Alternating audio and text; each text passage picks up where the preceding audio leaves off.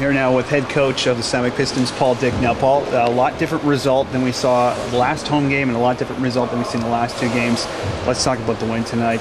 What did you think your team did the best tonight out of all the things that went right for them? Well, I think we established our forecheck early, and it's one of the things that we were looking at. And we were just looking at being more consistent over a 60-minute period.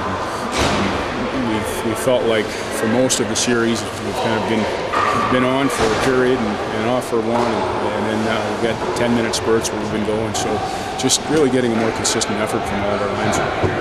Now, you guys now up 3-2 in the series, back in the lead. What do you have to say to some of the young guys who haven't been in a situation that are not maybe getting a little too anxious or getting a little too ahead of themselves?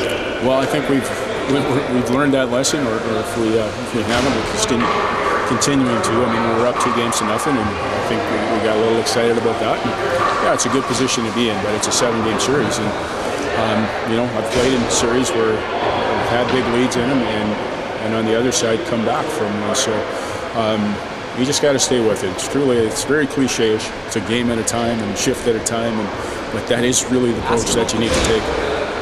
Now, you guys have two players who were in the MJHL final last year in Mar17 and Richard Olsen. Mar17 coming up with 2 goals tonight. Are those guys pretty vocal leaders, or are they more lead by example type players? And how big of a role are they playing trying to calm the guys down and get them focused, ready to win these games?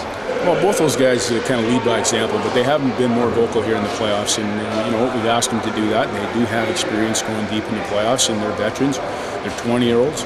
So that's part of what we need from them, the contribution. We need that contribution in the room and on the bench when they see things are, maybe there's a shift in momentum. They're usually some of the first players to recognize that, and one also help once they step on the ice for their shift that they do what they can to change that. Now, Corey Koo picks up his second shutout in a playoff series, which is pretty rare. How big is that for you guys?